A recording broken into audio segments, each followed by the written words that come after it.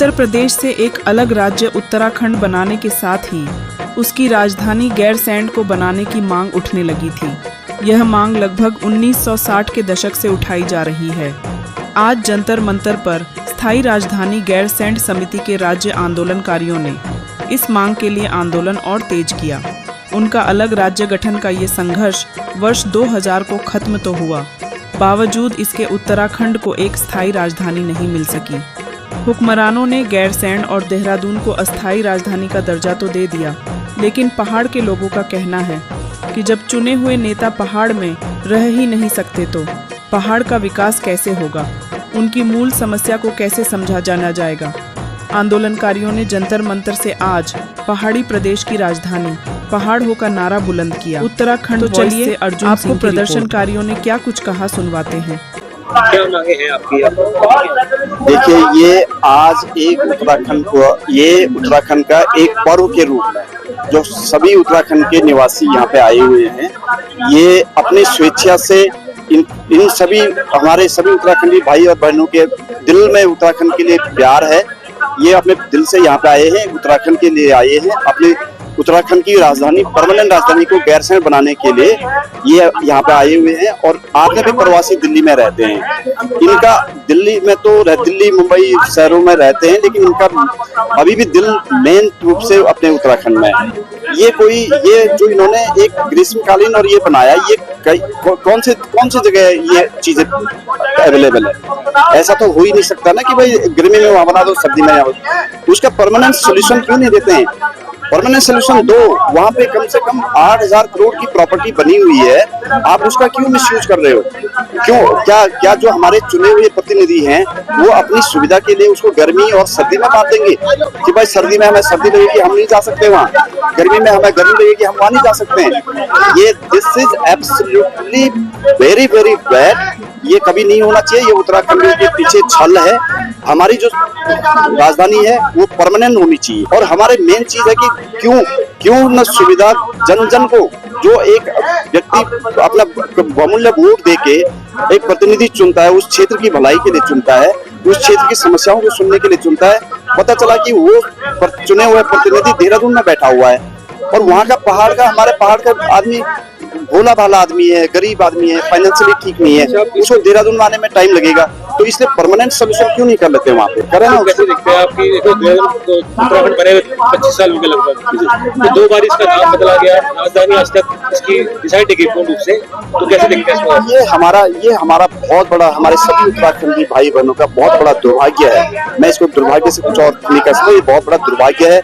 इसमें लोगों को जो है जागरूक, हमारे भाइयों बहनों को जागरूक होना पड़ेगा। ये हम इन नेताओं के कहने पे नहीं चल सकते कि भाई आज ये वैसा हो ऐसा हो।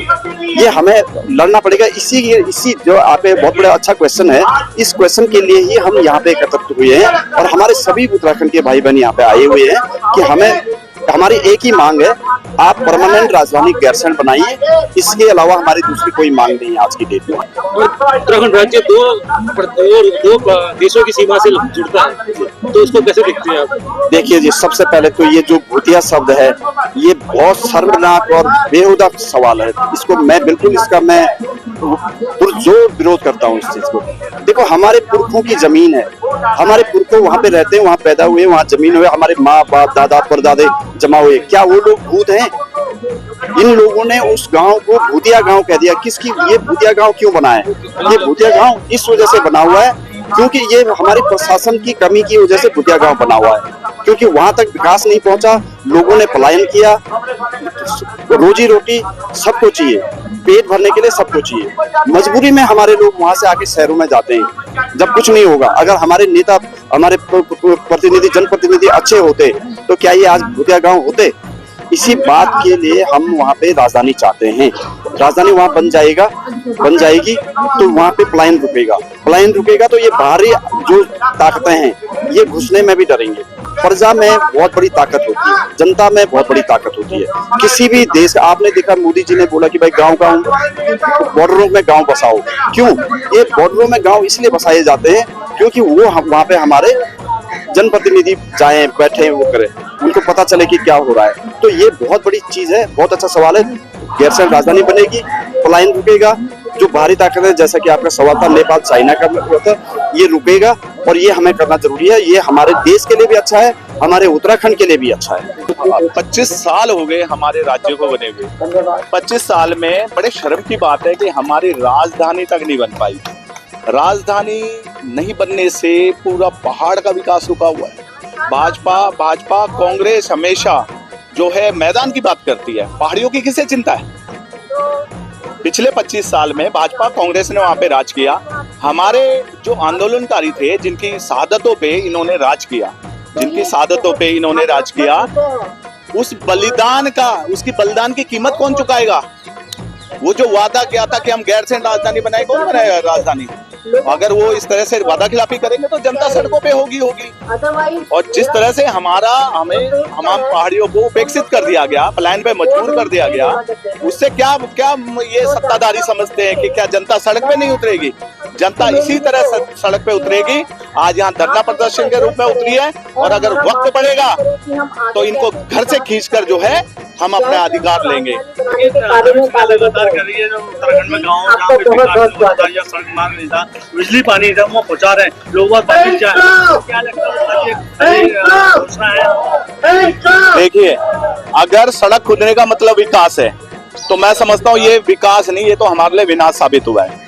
ये पूरा का पूरा जो सिस्टम हिला हुआ है, ये पूरा का पूरा सिस्टम सिर्फ इसलिए हिला, सड़क हमारे लिए अभिशाप बन गई। कोई हॉस्पिटल नहीं है, हमारे माताएं बहनें सड़क पे प्रसव कर रही हैं, पीड़ा से उनकी मौत हो रही है। हॉस्पिटल नहीं, सामुदायिक केंद्र तक नहीं है। आपको अगर इलाज के लिए तो 200 किलोमीटर दूर देहरादून पहुंचना पड़ेगा। कैसे चलेगा ये? पहाड़ियों का राज्य है उत्तराखंड, पहाड़ियों का राज्य, पहाड़ी राज्य के लिए जान दी गई। तो कई मुख्यमंत्री आए के चले गए, लेकिन सवाल वही का 65 साल से कि गैरसैंण क्यों नहीं वो बना रही अस्पताल। क्यों बनाएंगे वो कब चाहते हैं कि गैरसैंण राजधानी में? इनके बच्चे ऑक्सफोर्ड जैसे इंटरनेशनल स्कूल में पढ़ रहे हैं, ऑक्सफोर्ड में यूएसए में इनके लोग पढ़ रहे हैं, ब्रिटिश में इनके बच्चे पढ़ रहे हैं। हमारे बच्चे यहाँ पे हैं, क्यों बनाएंगे वो? पहाड़ में इनको भागने का रास्ता नहीं मिलेगा। भ्रष्टाचार करके ये देहरादून से दिल्ली भाग आते हैं। अगर वो भ्रष्टाचार अगर पहाड़ों में करेंगे, गैरसैंण में करेंगे, तो पहाड़ी जनता उनको भागने नहीं देगी। उनको जो है वही उनको सबक सिखाया जाएगा कड़ा। इस डर से जो है वो राजधानी नहीं बना रहे हैं। पूरा देहरादून इन्होंने खरीद रखा है, दिल्ली के अंदर इनकी कोठियां हैं, महल इन्होंने खड़े कर रखे हैं। कैसे होगा? क्यों चाहेंगे वो कि पहाड़ के अंदर राजधानी बने? क्यों चाहेंगे? इसलिए नहीं चाहेंगे कि वहां से उनको भागने का रास्ता नहीं मिलता। पहाड़ पार करना, पहाड़ियों के बीच में पहाड़ पार करना उनके लिए नामुमकिन है। इसीलिए वो चाहते नहीं कि देहरादून से पहाड़ जाएं। सामने आई है जो बाहरी लोग अंदर बच चुके हैं, उनको निकाला भी जाता है, लेकिन पूरी प्रॉपर तरीके से नहीं निकाला जाता। देखिए, मैं इसी का एक रास्ता है, जब तक लोकल जो हम पहाड़ी लोगों की वहां सरकार नहीं बनेगी, कोई क्षेत्रीय दल सरकार नहीं बनाएगा, तब तक ये होता रहेगा। और जिस दिन ये राजधानी बन गई और जिस दिन पहाड़ियों की वहां पे सरकार बनी, ये जितने बाहरी हैं इनको घसीट के जो है पहाड़ों से बाहर किया जाएगा। ये हमारा एक संकल्प है। और आने वाले समय में जनता जाग रही है, जनता जाग रही है। आज देखिए इतनी भारी जनसंख्या में यहाँ पे संख्या में लोग आए हैं, और आने वाले समय में ये और बढ़ेगा। एक दिन ऐसा आएगा जब पूरा का पूरा पहाड़, चाहे वो दिल्ली में पहाड़ी, चाहे वो दिल्ली में रह रहा हो या उत्तराखंड में रह रहा हो, वो सड़कों पे होगा। वो दिन निर्णायक दिन होगा।